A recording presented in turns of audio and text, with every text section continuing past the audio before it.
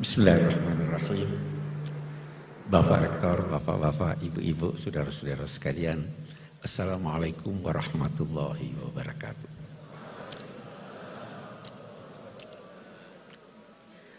Berbahagia saya dapat bertemu, dapat berbincang, dapat belajar dengan Bapak-Bapak dan Ibu-Ibu sekalian. Saya tidak ingin mulai sebelum berkomentar tentang ayat yang dipilih tadi. Tadi dibacakan wa ma Muhammadun illa rasul qad khalat min qablihi rusul afa in mata aw qutila qalabtum ala aqabikum wa may yanqalib ala aqibaihi fala yadhurrullaha syai'an. Ayat ini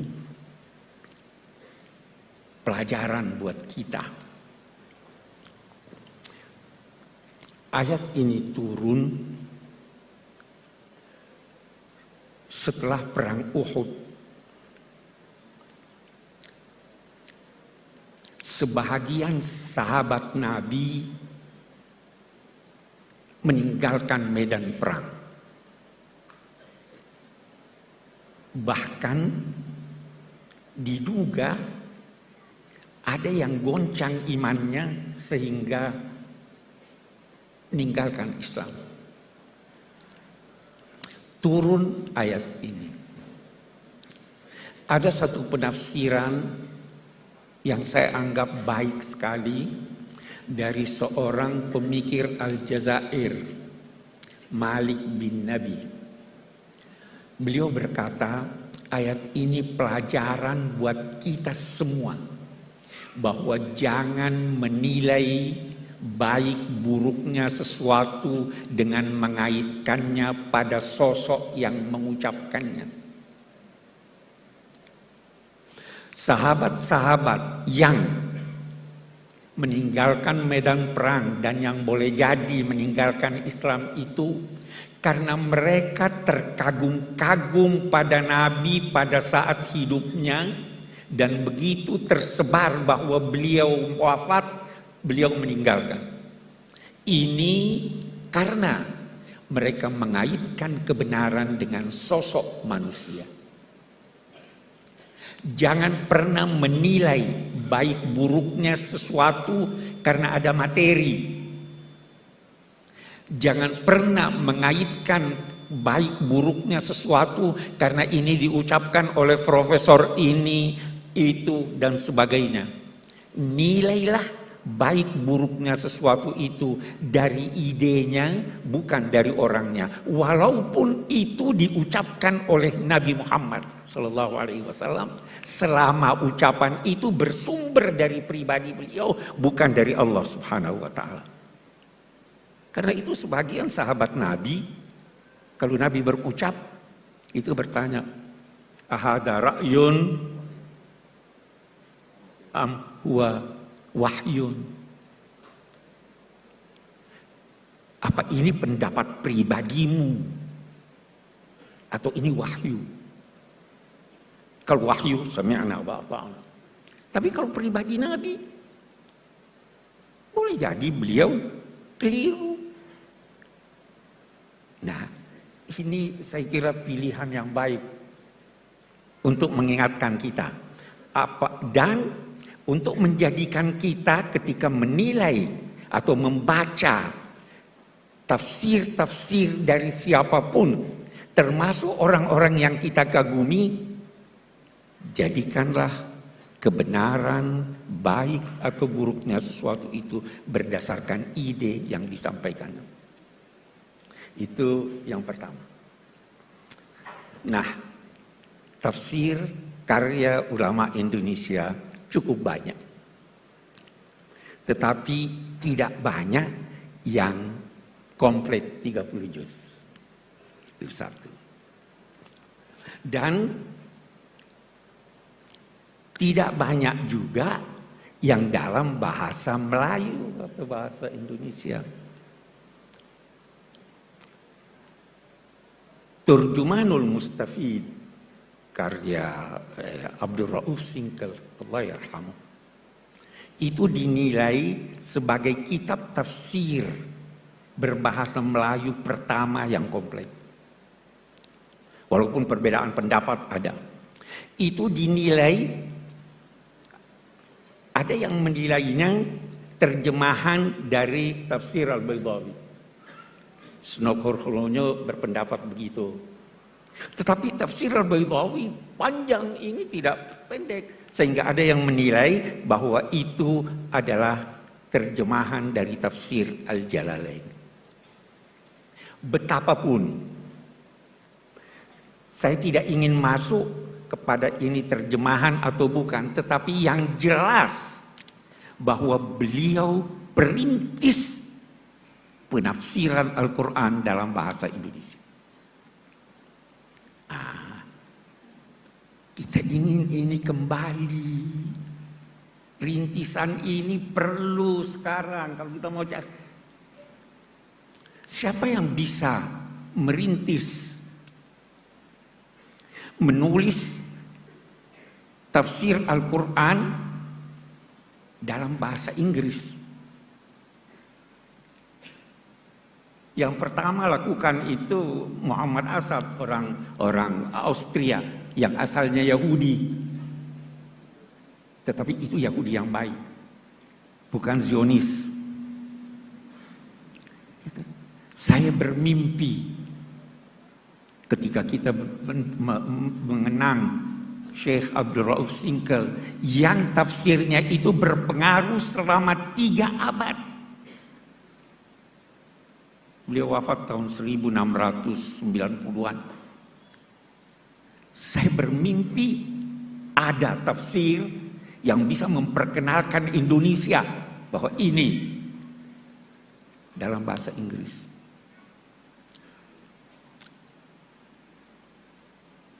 Itu kita, walaupun isinya boleh jadi sebagian kita tidak setuju.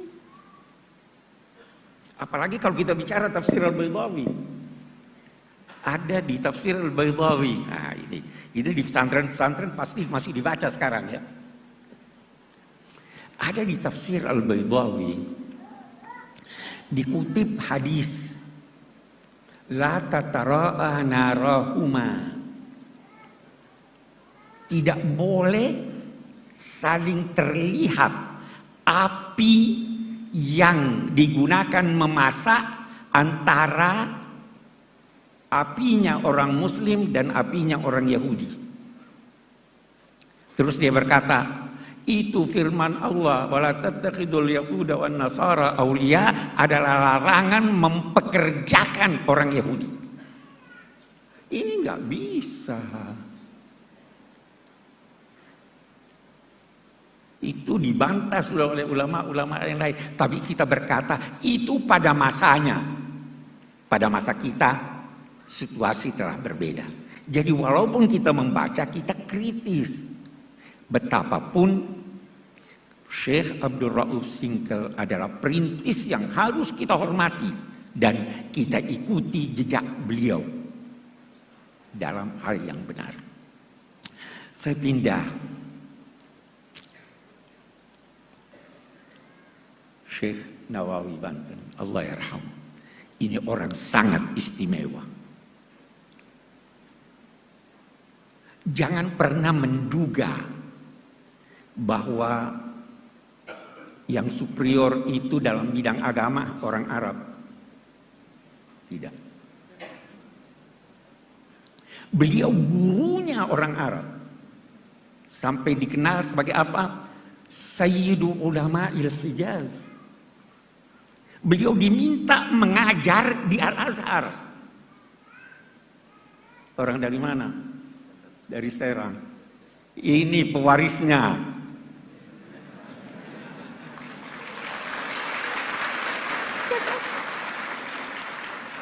Terus sebabnya saya selalu bilang, ini perlu didorong.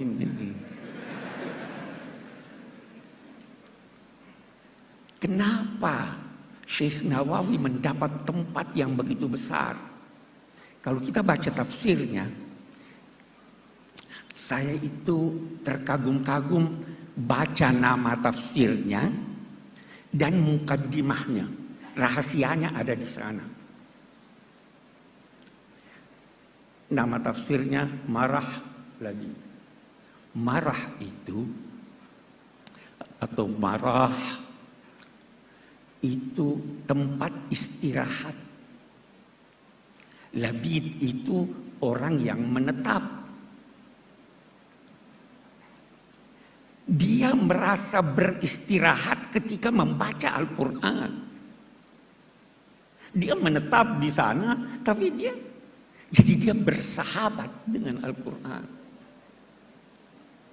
Anda mau bersahabat dengan Al-Quran, dia beritahu Anda rahasia-rahasianya. Saya baru tadi cerita soal Al-Ibriz.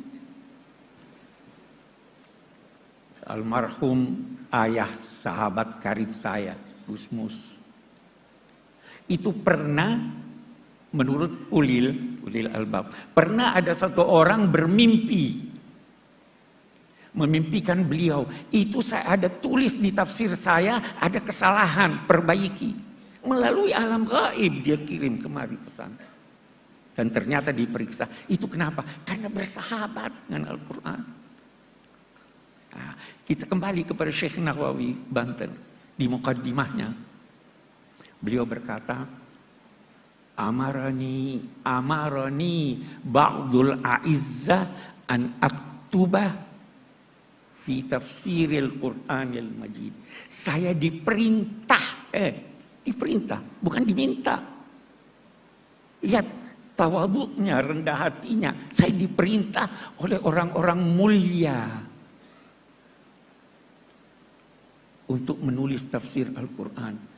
Fataraddatu zamanan tawilan. Saya ragu. Kenapa ragu, wahai imam?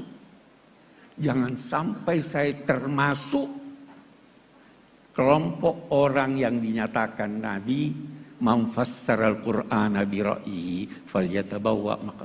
Ini orang takut. Tidak gampang-gampang tafsir. Ini sudah alim besar ini masih takut dia menafsirkan.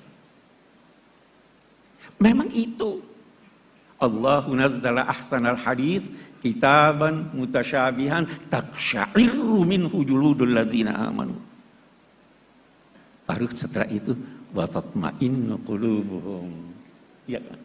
Setelah merasa takut, zamanan, waktu yang panjang, saya nggak bisa, takut saya salah. Terus beliau menulis apa? Maka saya menulis iqtidaan bis salafis saleh, mengikuti orang-orang alim sebelum saya. Baru ada hal yang menarik lagi dari mukaddimahnya. Li'anna di kulli zamanin tajdida. Allahu Akbar. Ini tahun berapa itu? Tahun 1890-an barangkali ya. Dia sudah bicara tentang tajdid. Setiap zaman, kenapa dia mau tulis? Saya tulis sekarang. Karena setiap zaman memerlukan tajdid. Itu di mukaddimahnya. Tajdid itu bukan berarti memberikan sesuatu yang baru, tidak harus baru. Sesuatu yang lama tapi sudah terlupakan itu tajdid. Kan? Sesuatu yang lama yang perlu tambahan argumentasi walaupun barangnya sama itu tajdid. Tidak harus selalu yang baru. Sekian banyak pendapat-pendapat ulama lama yang sampai sekarang itu bagus sekali. Apalagi sebagian ulama kita itu punya istilah al-fiqhul iftiradi. Bagaimana kalau begini? Itu bahasanya belum terjadi, mereka sudah bayangkan. Itu berguna buat kita. Nah, ini yang dilakukan oleh Syekh Nawawi.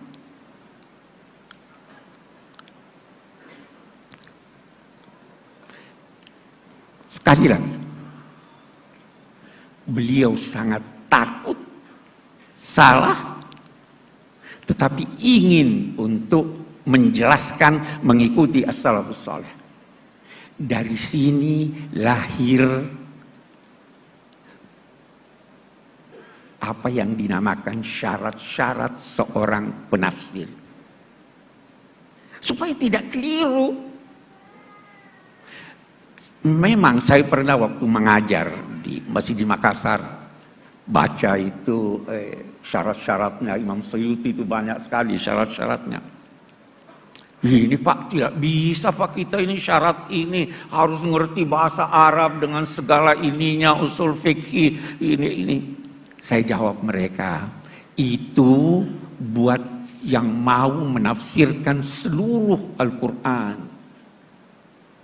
Tapi kalau mau menafsirkan 1-2 ayat, tidak harus semuanya itu. Ya kan? Dan itu untuk yang mau menafsirkan, bukan untuk yang mau menyampaikan tafsir. Beda itu. Ya kan? Walaupun demikian, karena ini mahasiswa yang saya hadapi, ini Pak tidak bisa Pak kita ini. Saya bilang begini deh. Kita mari lihat syarat-syarat itu. Imam Suyuti berkata, syarat pertama sahhatul aqidah. Akidahnya harus lurus. Saya bilang, kita ganti aja ini. Bagaimana? Objektivitas. Asal objektif. Tidak harus. Anda boleh mengambil pendapat orientalis. Asal dia objektif. Tidak harus sahhatul aqidah. Akidahnya salah. Tapi kalau benar, al-hikmatu dhalatul mu'min. Terus bagaimana ini? Saya bilang tidak usah perhatikan itu. Syarat, hindari saja sebab-sebab kekeliruan. Sebab kekeliruan itu salah satu diantaranya tidak ngerti bahasa Arab.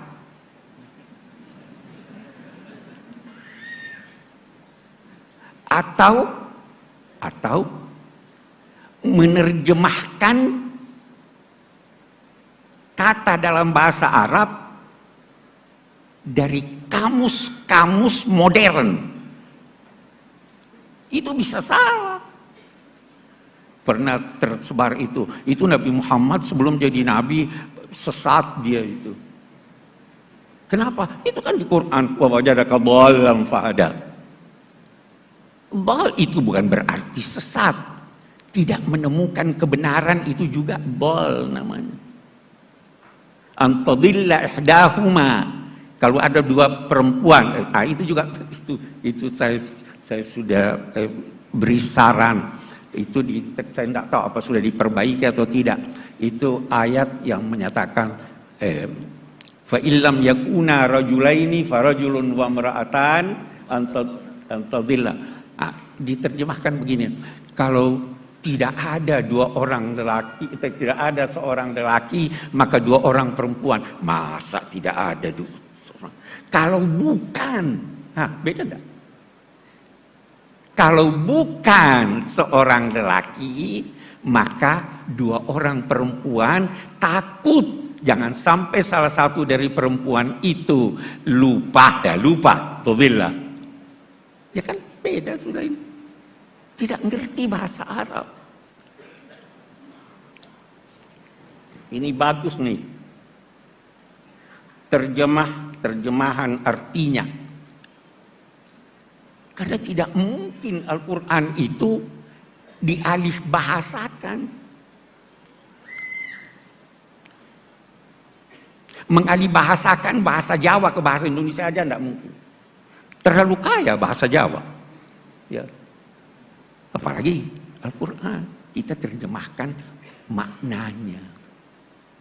Tapi jangan keliru. Di sini Al-Baqarah diartikan apa? Sapi betina. Kenapa betina? Karena ada tak marbuta. Itu bukan tak marbuta yang menunjukkan perempuan atau jenisnya. Itu jenis sapi. Ada yang liar, ada yang ini jantan atau tidak. Itu Baqarah, kawan. Tapi kekeliruan kita itu. Jadi sebentar kita akan bicara lebih banyak tentang itu. Yang penting Yang penting jangan pernah menduga sekali lagi bahwa kita bangsa Indonesia tidak mampu melebihi bangsa-bangsa lain walaupun yang bahasa ibunya bahasa Al-Quran. Sekali lagi buktinya kita mampu asal kita mau belajar. Kita bisa. Bahkan sampai sekarang saya anggota Majlis Hukama Al-Muslimin, pimpinan Syekh Al-Azhar. Itu majlis ini meminta agar mereka yang ditugaskan dari Al-Azhar, dari Abu Dhabi, itu ke Indonesia mempelajari apa? Bagaimana toleransi di Indonesia. Orang belajar sama kita toleransi. Kita mampu. Mudah-mudahan pemilu ini tidak membuktikan kita tidak mampu bertoleransi, ya kan? Tapi kita mampu. Orang mempelajari Pancasila. Itu terkagum-kagum. Bagaimana bisa bukan negara agama, bukan juga negara sekuler. Itu ulama-ulama kita tuh yang. Jadi kita mampu. Yang penting kita mau untuk itu. Kita sekali itu kalau kita bicara Syekh Nawawi panjang kalau kita mau bicara tentang beliau. Tapi saya kira yang saya ingin garis bawahi bagaimana tawadhu beliau, bagaimana rasa takut beliau, bagaimana kesungguhan beliau di dalam menafsirkan Al-Quran sehingga mampu memberi bekas yang sangat besar dalam pemikiran umat Islam khususnya pada masa lalu. Mari kita lihat lagi yang lain. Tafsir itu adalah penjelasan tentang maksud firman-firman Allah sesuai kemampuan manusia. Kemampuan manusia bertingkat-tingkat. Kecenderungan manusia bertingkat-tingkat. Berbeda-beda. Sehingga corak tafsir itu berbeda-beda, bahkan bisa jadi ada penafsiran antara satu dengan yang lain itu sedemikian berbeda sehingga bisa dinilai bertolak belakang. Jangan cepat-cepat mempersalahkan. Saya beri contoh. Apa artinya nikah? Itu kita baca itu ayat. Wala tankihu ma nakaha aba'ukum minan nisa.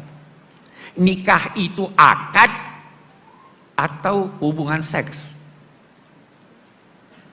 Kalau saya berkata nikah itu akad, maka seorang ayah yang berhubungan seks dengan seorang wanita, lalu wanita itu hendak dikawini oleh anaknya, boleh atau tidak? Boleh, karena dia tidak menikah. Tapi kalau kita berkata bahwa nikah itu adalah hubungan seks, berlawanan kalau nikah. Kalau dia sudah menikah walaupun belum berhubungan seks, sudah tidak boleh. Jadi kita harus mentoleransi ini, silahkan. Banyak sekali hal-hal semacam itu. Tapi ada hal yang menarik. Ada hal yang menarik. Dari tafsir-tafsir berbahasa Indonesia ini, ada yang jelas sekali nuansa Indonesianya. Tafsir Buya Hamka itu jelas sekali nuansa Indonesianya. Sajak-sajak dalam bahasa Indonesia. Ya toh. Bahasa Indonesianya indah. Contoh-contohnya itu yang kita kenal di Indonesia. Saya di Tafsir Al-Misbah, belum habis waktu saya. Saya di Tafsir Al-Misbah ada menulis tentang mathalu kalimatin thayyibah kasyajaratin thayyibah. Perumpamaan kalimat thayyibah la ilaha illallah itu adalah seperti pohon yang baik. Asluha sabit wa far'uha fis sama. Akarnya menghunjam ke dalam, kokoh. Cabangnya naik, menjulang ke atas dan menghasilkan buah yang banyak.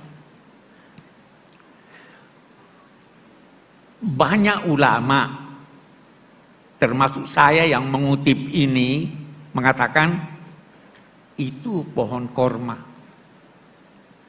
Tapi pernah lihat pohon korma? Tidak semua kita pernah lihat pohon korma. Bagaimana kalau kita tafsirkan, terjemahkan itu dengan pohon kelapa? Bisa saja. Itu sangat Indonesiawi itu. Ya kan? Itu corak tafsir. Kita ingin problema-problema kita carikan solusinya di dalam Al-Quran.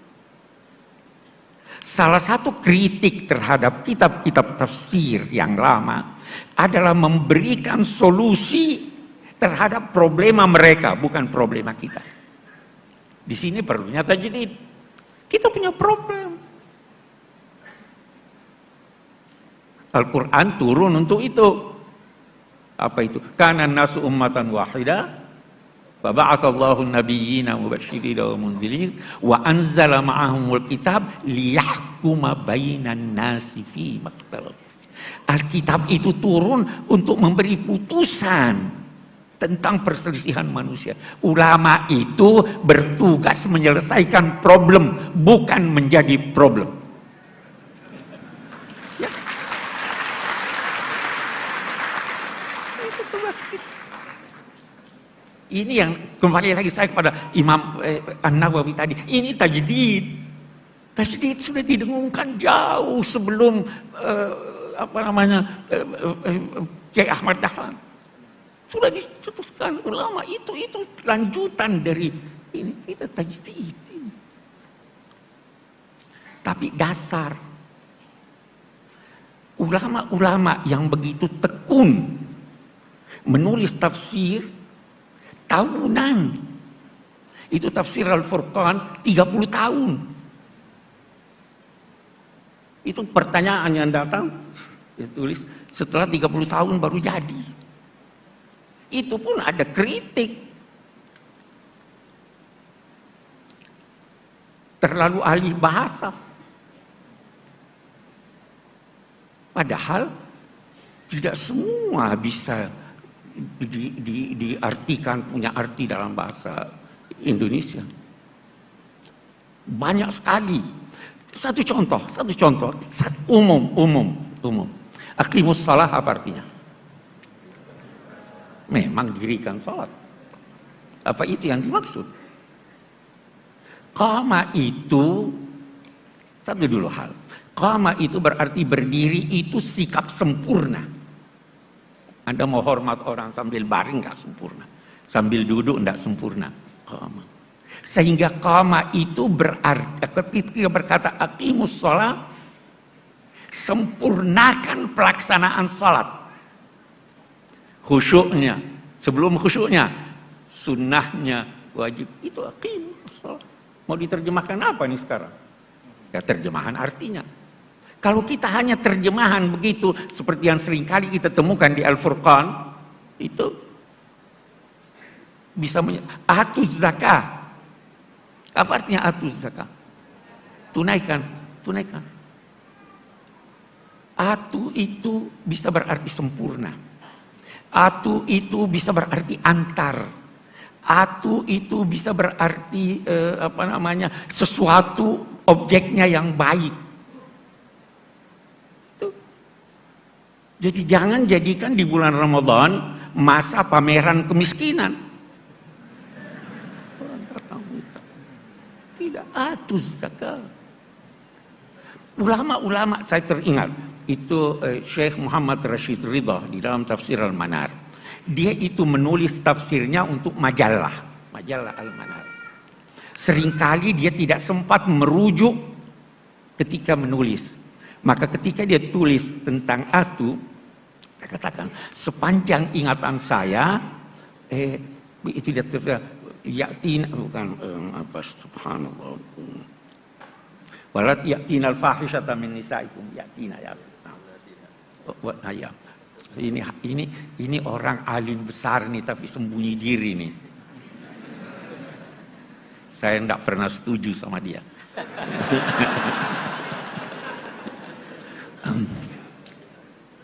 Dia katakan atu itu untuk sesuatu yang buruk. Yatina sesuatu yang buruk. Yatina al-fahisha. Rashid Ridha kita hormat. Tapi karena tidak hati-hati dia salah. Apa buktinya salah? Kenapa ada yatina min kulli fajjin amik? Haji, baik. Syekh Sya'rawi, ini ulama besar Mesir, Allah yarham. Anda tahu, dalam usia 82 tahun, baru dia tahu persis apa arti atia.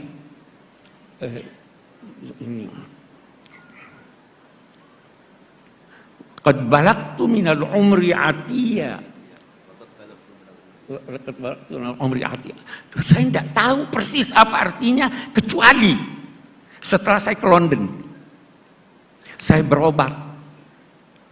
Waktu saya berobat, dokter bilang ini tidak ada obatnya lagi, vitamin tidak berguna, operasi tidak berguna.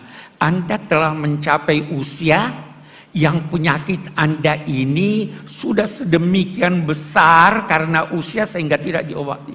Terus dia berkata, oh inilah yang dimaksud qad balagtu minal umri itia. Itu baru tahu tuh. Jangan malu berkata saya tidak tahu. Ya kan? Nah ini. Itu kalau kita bicara tentang kosakata banyak sekali itu. Seringkali orang keliru, tidak memperhatikan hubungan antar ayat.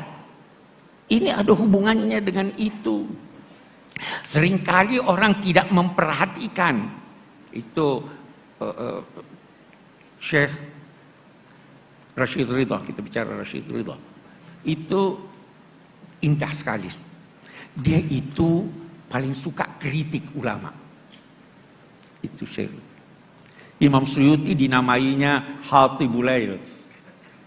Hatibul Lail itu artinya orang yang kumpul kayu bakar di malam hari, dia tidak bisa bedakan ini kayu atau bukan. Dia himpun aja. Ya. Semuanya dia kritik. Tapi ketika sampai pada gurunya, dia beda pendapat, tetapi sangat halus. Dia carikan pembenaran. Saya ingin jadikan ini sebagai contoh bagaimana orang harus menghormati guru. Ya, kita ambil sisi positifnya. Nah, saya beri contoh Anda. Quran itu singkat padat. Terkadang dia tidak sebut lagi satu kata karena sudah ada isyarat pada kata yang lain. Saya beri contoh.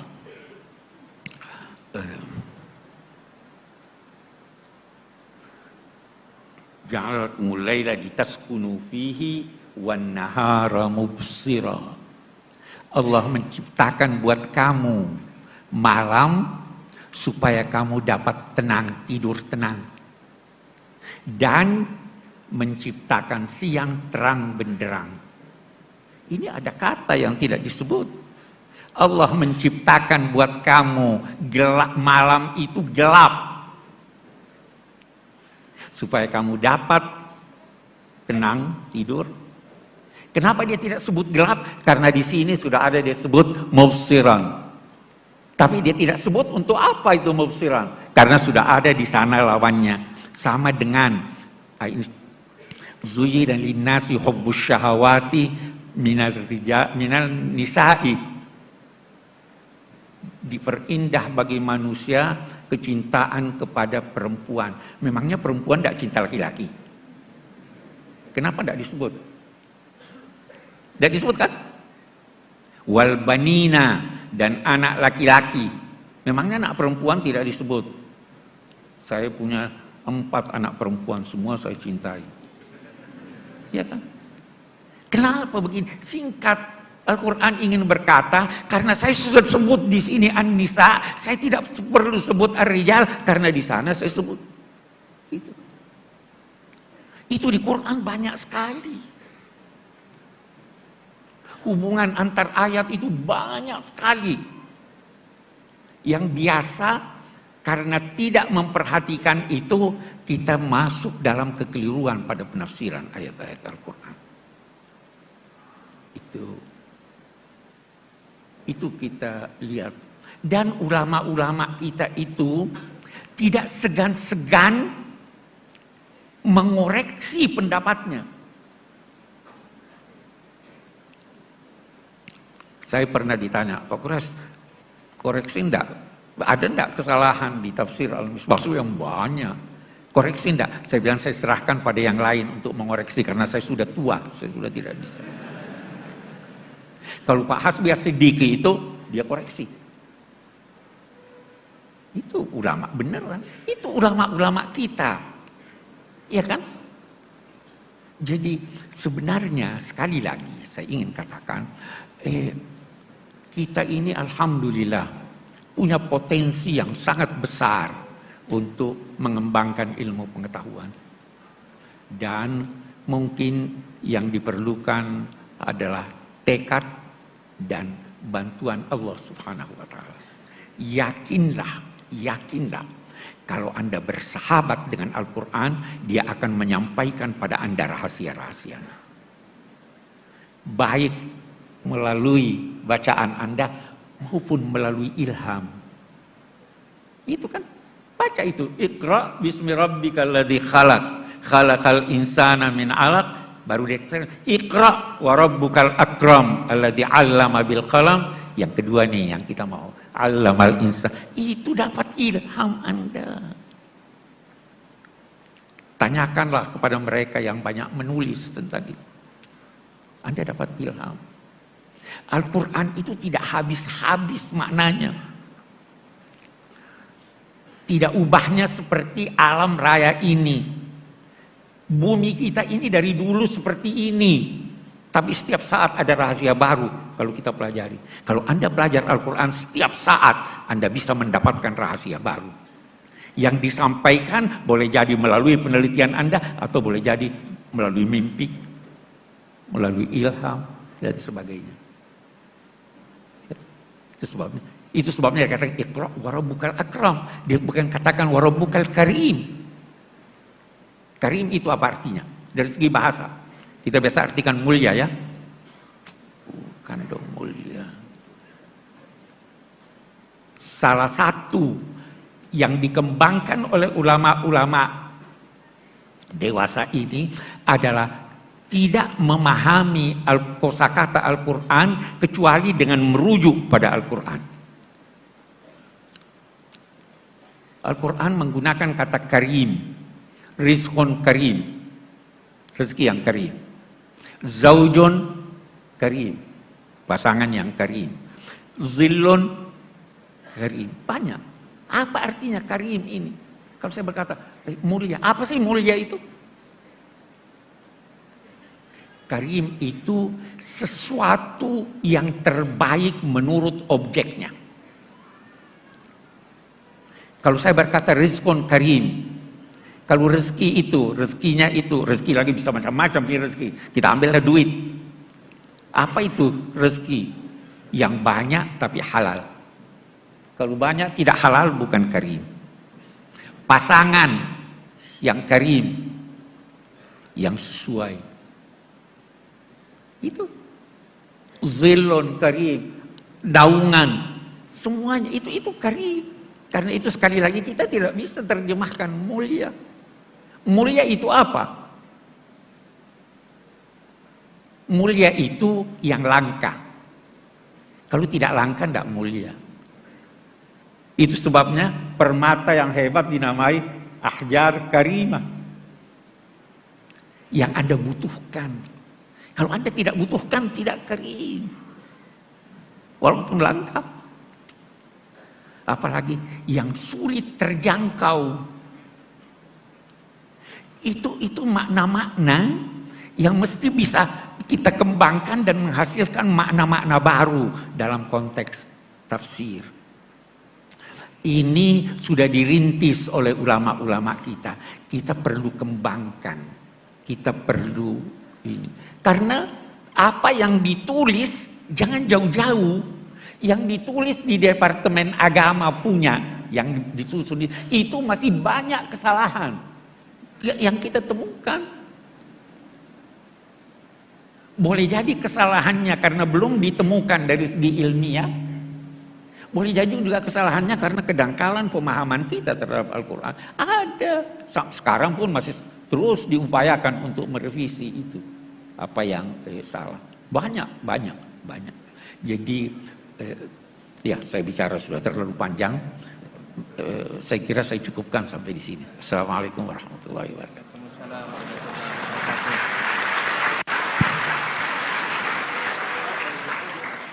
Terima kasih Prof. Quraish.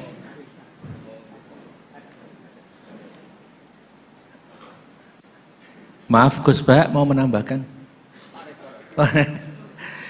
Ibu Bapak yang hormati, kita masih punya waktu dan kita buka sesi tanya jawab. Nanti mohon.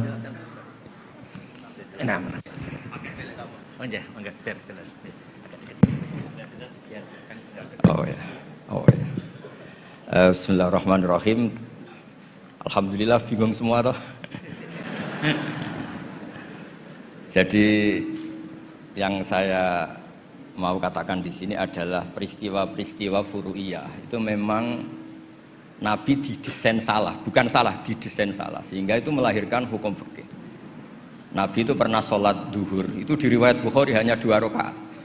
Setelah itu pulang sampai pintu gerbang mau sampai dalam, sahabat yang kayak kita-kita ini senangnya bukan main, karena ini revisi hukum dari 4 menjadi 2. Senangnya minta ampun itu.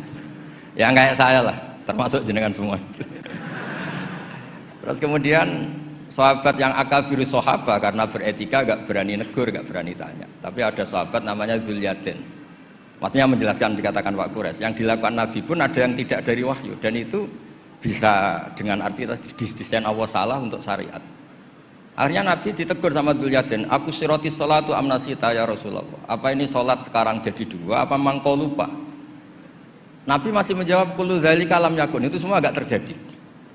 Nabi kembali tanya semua sahabat, ahakun maqalahu Dzul Yadain, apa benar yang dikatakan Dzul Yadain? Semuanya bilang benar, tadi engkau sholat hanya 2 rakaat.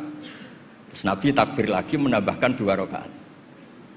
Makanya terkenal di kalangan ahli tafsir, Nabi ngendikan ma kuntu ansa walakin unassa li as-sunnah. Saya ini tidak pernah lupa, tapi didesain Allah lupa supaya orang tahu kalau sholat lupa itu kayak apa. Alhamdulillah kita sering lupa, jadi ya. Kedua itu peristiwa Nabi itu mau sholat, sudah mau takbir, sudah di mihrab. Kata Nabi, makanakum, kamu diam di sini aja. Nabi pulang, setelah kembali ke masjid atau musola, yakturu ra'suhu ma'an, kelihatan habis mandi junub. Terus kata Nabi, oh ya tadi saya lupa belum mandi junub, makanya pulang terus mandi. Kata banyak kiai itu, kalau kita tidak akan Gus lupa itu. Ya lupa itu, maksudnya lupa mandinya apa lupa junubnya tidak tahu. Kata kiai yang bela Nabi, itu menunjukkan Nabi itu mesra. Mau sholat saja masih dapat jatah. Nah kalau kiai-kiai kan tidak mesra, makanya tidak kalami itu. Tapi intinya Nabi itu manusiawi sekali, dia pernah lupa. Pernah lupa sudah di. Itu kalau yang melakukan Pak Rektor mesti mikir apa ya semua gitu. Pak Rektor sholat zuhur 2 rakaat pasti mikir apa toh nanti lali kan gitu. Sebetulnya itu meraktekkan sunnah Rasul tadi benar.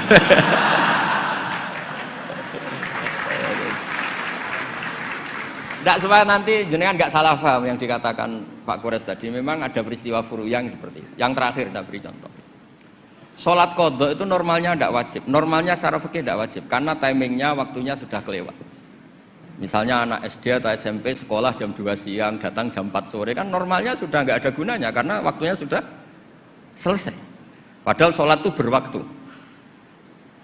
Tapi karena Nabi pernah kodok, Nabi itu pernah, dan Nabi itu memang luar biasa. Pas kodok saja didesain nggak salah, padahal mestinya kodok itu kan gimana gitu.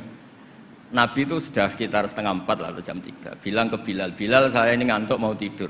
Dah tidur saja ya Rasulullah, saya ini mau sholat malam sampai subuh, tenang saja. Ya kalau gitu ikhla' lana lail, kamu jaga, iya tenang aja Nabi. Setelah sholat ternyata Bilal ketiduran juga. sampai sekitar jam 8 kalau 8:30, sampai tidak membangunkan kita kecuali harus samsi, sampai matahari panas. Terus Nabi tanya, Bilal gimana janji kamu? Katanya Bilal enak. Saya juga ngalami apa yang kau alami ya Rasulullah. Akhirnya terus Nabi nyuruh Bilal, nyuruh walhasil diadakan sholat jamaah. Nah berkahnya Nabi didesain lupa tadi diketahui kalau sholat qadha itu wajib. Andai kan tidak terjadi kesalahan itu, maka qadha itu tidak wajib karena momentumnya sudah kelewat. Jadi itu yang dengan arti itu tadi, ma kuntu ansa walakin unassa li as-sunnah. Saya ini tidak pernah lupa, tapi sering didesain Allah itu lupa. Supaya orang tahu kalau beribadah pas lupa atau ada kesalahan sosial apa, cara benahinya gimana.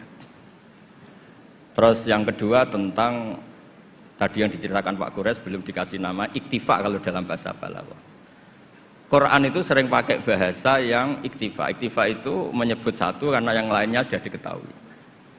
Atau dinisbatkan pada lawan bicara. Misalnya gini, kalau polisi bilang itu dibunuh oleh orang yang nggak dikenal, dicuri oleh orang yang nggak dikenal. Nggak dikenal itu binisbat kepada siapa? Kepada yang punya rumah kan. Kalau yang nyuruh kan tahu, teman malingnya kan tahu. Sodako rahasia, bagi yang dikasih kan tahu. Bilang rahasia binisbat ke siapa? Nah begitu juga Quran sering cerita, alladzina yu'minuna bil ghaibi. Semua orang Islam itu iman sama Nabi Muhammad SAW. Itu tidak ghaib, Nabi musyahad, Nabi maujud musyahad. Tapi iktifa bil ghaibi wa bil musyahad. Orang yang enggak kelihatan saja iman, apalagi sama yang kelihatan. Jadi ada lagi wa huwallazi yabda'ul khalqa tsumma yu'idu wa huwa ahwanu alaih. Kalian semua tahu kan langit bumi yang menciptakan saya, maka setelah hancur saya juga menciptakan lagi. Dan itu lebih mudah kata Allah. Karena logika manusia adalah mengembalikan materi yang sudah ada lebih mudah ketimbang membikin dari awal. Jadi ada beberapa bahasa yang binisbat lil mukhatab.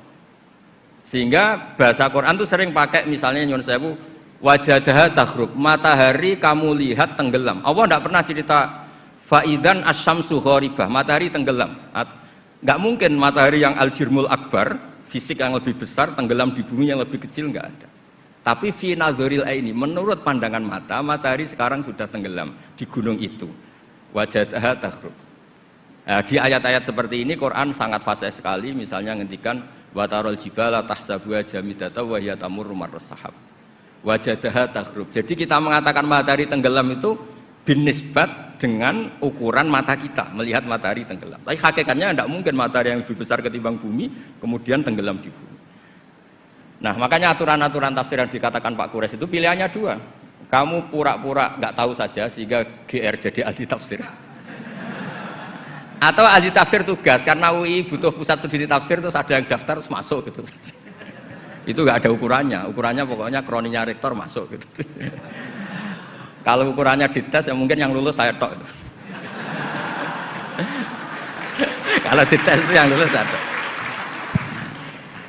Ya ini guyon tapi betulan katanya. Jadi apa ya gitu. Jadi memang nah yang tadi yang dikatakan Pak Kures memang benar, banyak lafadz ta yang lil wahdah bukan lil jinsian. Memang Baqarah itu lil wahdah bukan lil jinsi. Dan memang di beberapa tafsir termasuk tafsir di Kemenak itu juga masih diberi kata betina. Itu satu-satunya kita bela itu nyari tafsir-tafsir yang kebetulan sejenis. Ada riwayat mengatakan itu unsan, ngintipnya kapan tapi memang di bahasa Arab tuh gitu ya. Makanya Abu Hanifah dulu pernah dibully, ditanya apa Namlatu Sulaiman. Beliau zaman itu mungkin belum ila darajatil mustahid, jawab perempuan. Alasannya qalat namlatun. Terus diingatkan sama ahli bahasa, itu namlah li wahdatil jinsi, karena dari kata ya ayuhan namlu ketika jenis pakai tampak tak, ya ayuhan namlu dkhulu masakinakum ketika sudah wahdah qalat namlatun.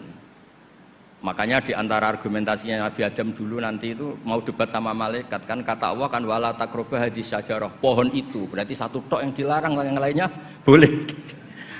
Jadi itu masalah-masalah yang setidaknya karena Anda dengar dari Pak Quraisy, dari saya, setidaknya bertobat lah. Kalau tidak ahlinya ya jangan ikut gitu. Itu aja berkahnya mengerti, kalau tidak mengerti itu ya itu. Jadi ya bertobat, kalau tobatnya diterima ya alhamdulillah, kalau enggak ya berharap diterima kapan-kapan.